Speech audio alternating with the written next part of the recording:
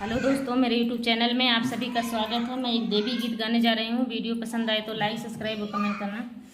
हमारी रजिया भूला गईलू हो मैहर वाली मैया, हमारी रजिया भूला गईलू हो मैहर वाली मैया।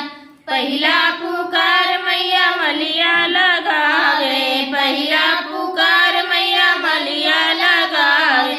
पहिरत गजरवा भूला गईलू हो मैहर वाली मैया, पहिरत गजरवा भूला गईलू हो मैहर वाली मैया।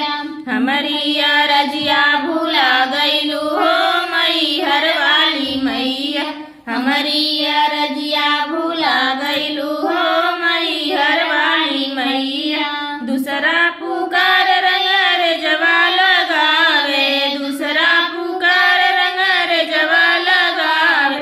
ओढ़त चुनरिया भूला गईलू हो मैहर वाली मैया, ओढ़त चुनरिया भूला गईलू हो मैहर वाली मैया।